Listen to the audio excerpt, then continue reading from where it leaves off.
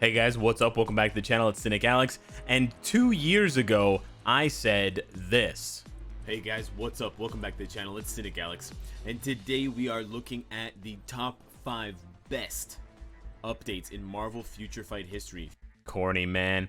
Anyways, I thought it would be a great idea, and it was actually originally suggested to me by a Twitch viewer, to look once again at Marvel Future Fight since February 2018, and take a look at and choose my top 5 best and worst updates. Now, there has been a lot of negativity in the community lately. I have been making a lot of videos criticizing Netmarble, criticizing the game, calling on them for more rewards, more game mode reworks and new game modes, and more places to use our entire roster. So I thought that with all of that negativity, we should take a sort of lighter, more fun approach and start off with appreciating the amazing updates that we've gotten since then. I'm not going to be going back and looking at those updates that I talked about in that last video 2 years ago.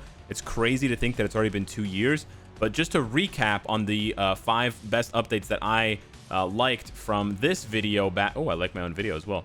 Back in February 21st of 2018, I had chosen the original Shadowland update for obvious reasons, the Doctor Strange Epic Quest update, the X-Men Epic Quest update, the Black Order update, which actually caused a lot of people to quit because it was too hard. Imagine that, guys. Once upon a time, Marvel Future Fight was too hard. I know, I love it.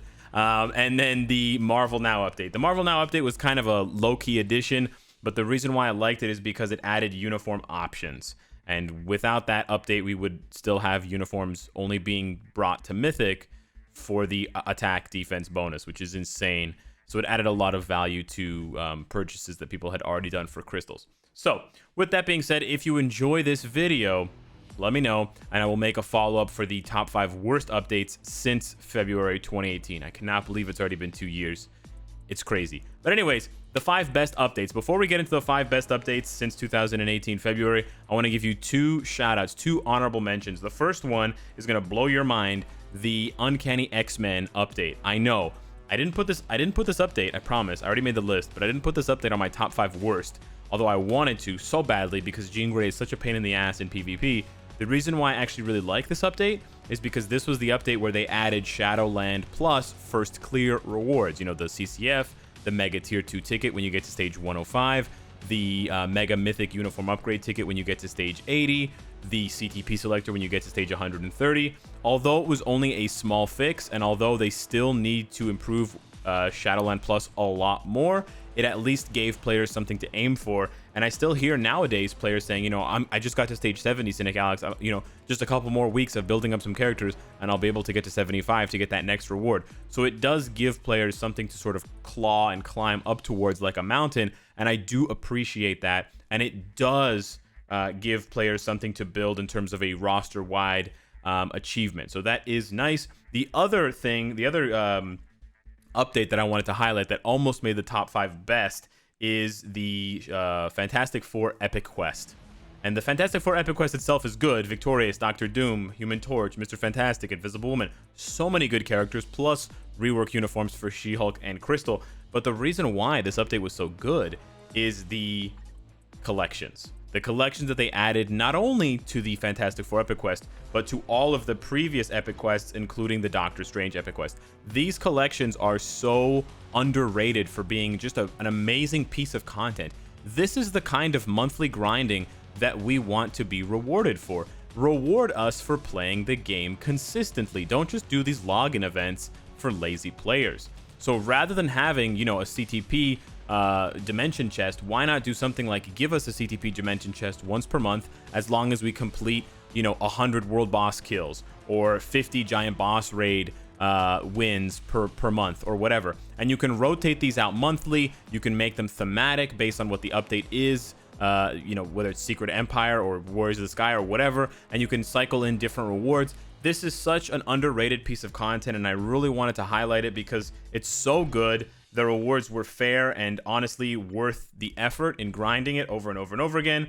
And I just think Marvel Future Fight should do so much more of this, but on a monthly scale and not just confined to epic quests, but actually regarding the entire game as a whole. So yeah, without further ado, let's jump into my top 5 best updates in Marvel Future Fight history since February 2018. Coming in at number 5, we have the Deadpool update, which was in August or September of 2018. So just a few months after I'd made that video, we were blessed with one of the best epic quests ever for a character that we never thought we were going to get in Marvel Future Fight. Having him in the game really meant a lot to a lot of players, and it really signaled a shift for Marvel Future Fight in the possibilities. You know, we were really stuck on the idea that we were just never going to see characters like Wade Wilson legitimately, and it was always just a joke, and Gwenpool was the best we could ever hope to get.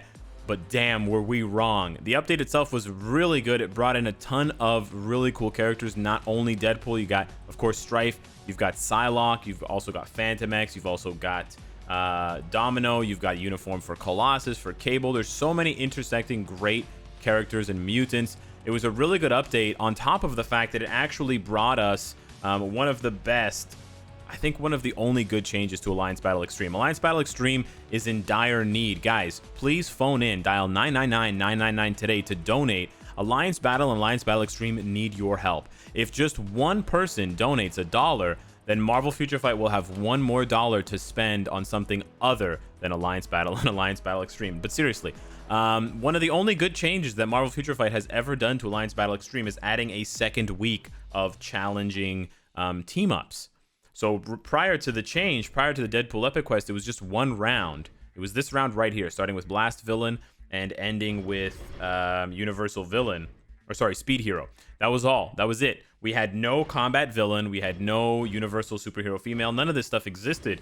So this actually did breathe some life into ABX, and it did make Alliance's focus on a larger range of characters, which I ultimately think has made Alliance Battle a better and less repetitive game mode than it was in the prior, 3 years. So that all, in addition to the fact that this update, the Deadpool Epic Quest update that I'm talking about, introduced the Acquire All button. I know you guys love the Acquire All button.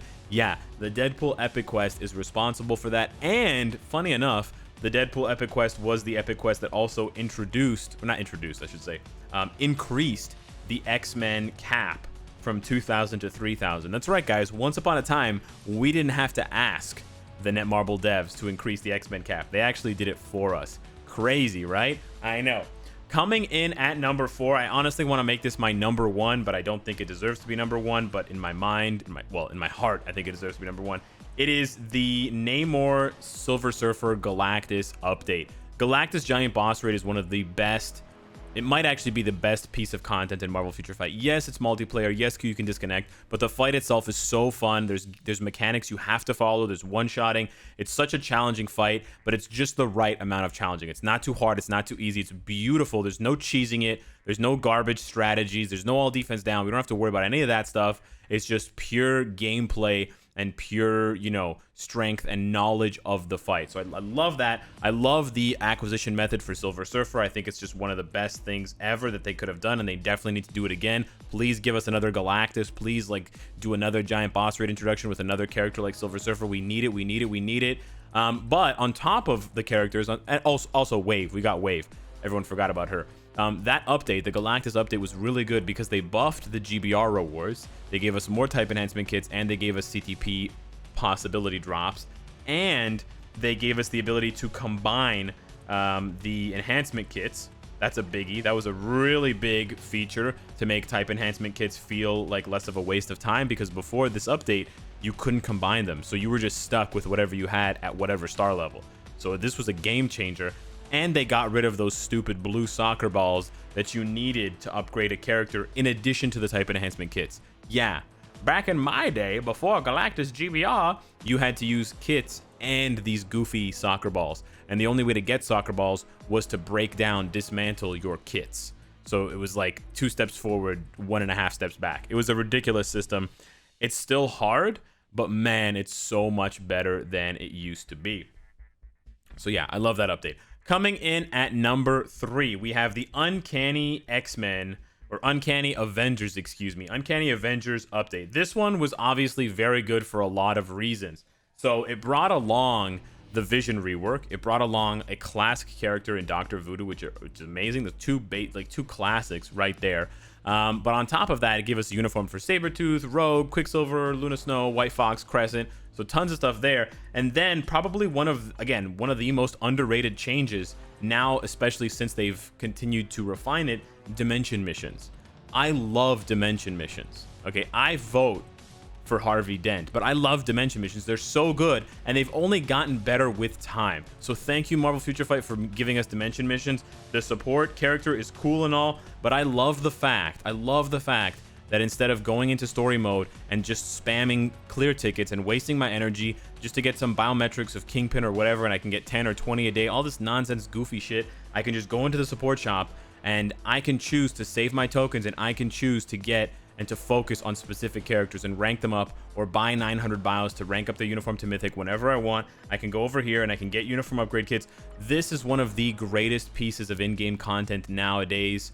It makes things so much smoother. It makes it so much easier for players to focus their farming on one specific thing, and you feel the progress. You really do. You can, like I said, I can take a uniform up from normal to mythic in one day if I save up enough tokens and I have all the other materials. So it's a really, really good piece of content. They need to do more of this with existing content. It's really, really good. On top of the fact that this update that brought this also reduced the cost of 26 characters.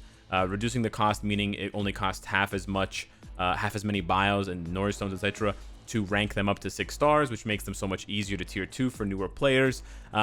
This update also strangely added both clear tickets and Odin's blessings to World Boss. Again, something no one asked for.